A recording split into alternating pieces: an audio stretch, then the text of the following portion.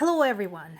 The rhetoric between Russia and Azerbaijan has been heating up, basically following Putin's non apology for the downing of a passenger airplane during which people died. The government of Azerbaijan demanded an investigation, an independent investigation, and the disclosure of precise reasons of why this happened. In response, Russian pundits raised an unimaginable ruckus, basically saying that Azerbaijan's government was being rude, that this was completely uncalled for, they didn't owe anyone anything. I'm not surprised. My question to the rest of the world is, how much is going to be enough?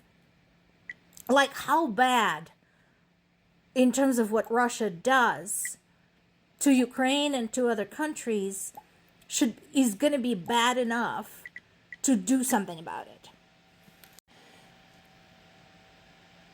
Now, Putin said that this was a tragic incident. He once again blames Ukraine for preparing an attack in this area and thus explains why their air defense systems were on. And once again, my question is, why haven't we closed the skies? There's a war on, guys. And for that matter, why does anyone still keeps going to Russia? Why would anyone do that? But in any case, right now, people of Azerbaijan is not happy, nor should they be.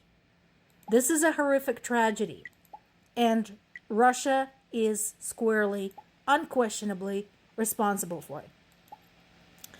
For some reason, well, actually, we know the reason. Belarus, Lukashenko pardoned 20 people who are the political prisoners. And it is just a publicity stunt. They have elections coming up, so he's trying to pretend to be humane and considerate and receptive of the opinion of other factions. I wouldn't be surprised if these people were arrested right after the election. If they have any opportunity, they should get the hell out of there now. Russia continues to blame British spies of trying to provoke attacks against Russian military bases in Syria. Why is that a problem? Basically saying, they're trying to initiate the evacuation of the bases.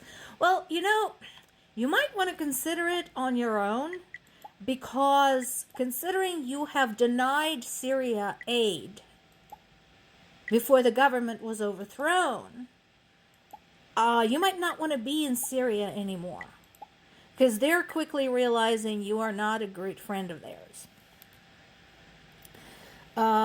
Ukraine had struck another storage and maintenance depot for the Shahed drones.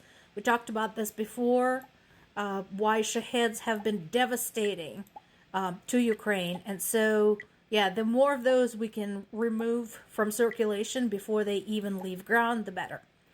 And Moldova is facing a crisis as Russia threatens to turn off the gas because of Moldova's rather large debt dispute.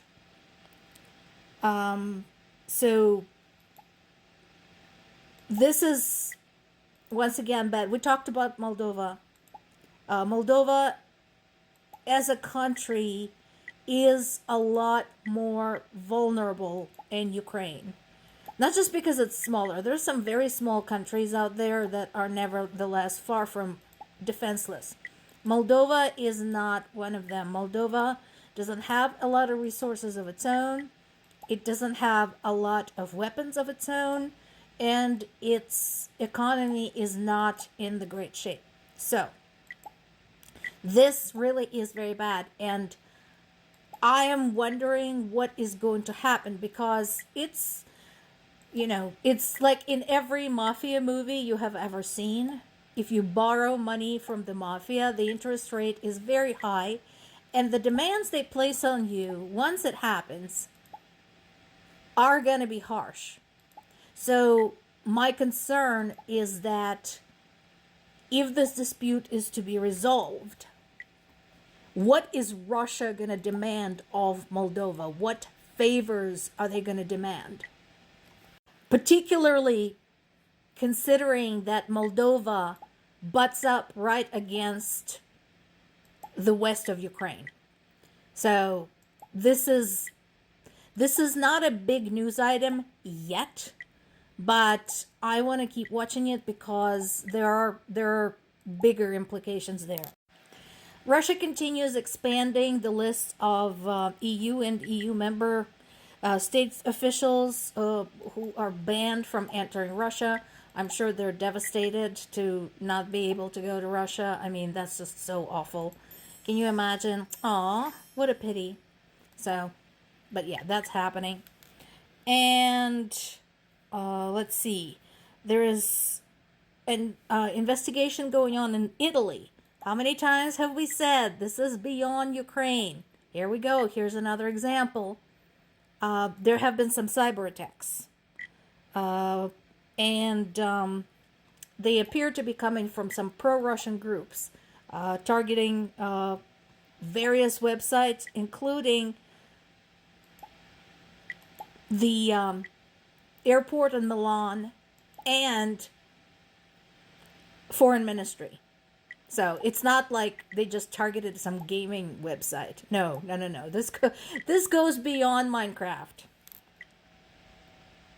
So this is interesting. This is on the CBS website.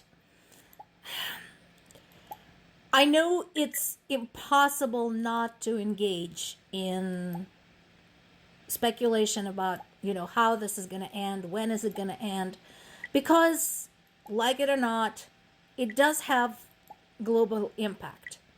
And uncertainty in the region, the impact on Europe, etc., is not doing any favors to the global economy, to the global politics. So I can understand why a lot of analysts, historians, political scientists, war scientists are looking at the war in Ukraine and trying to figure out where is it all going. So this is another article on the subject, and includes the conversation with Colonel Maxim Balagura, who is a special forces commander from Ukraine, about the course this war has taken. If you're interested in history, if you're interested in global politics, if you're interested in the implications of this, and you should be, read the whole article. Front and center, of course, are the concerns about withdrawal of any aid from from the U.S. to Ukraine. And I'm sure that is coming. So the sooner Europe realizes the reality of this, the better. Case in point, this is from Kyiv Independent, which is a Ukrainian source. So the changing considerations for the future protection of Ukraine and ending of the war. So they're talking about guarantees, and not the kind of guarantees that were given when Ukraine had surrendered its nuclear weapons, only to yield no tangible assistance when Ukraine was first attacked by Russia, but written down guarantees with agreements, with hopefully some type of penalties for not following through. Of course, Russia taking over Ukraine should be penalty enough. But it is a good article, and once again, I suggest folks read the entire thing because it does explore various options.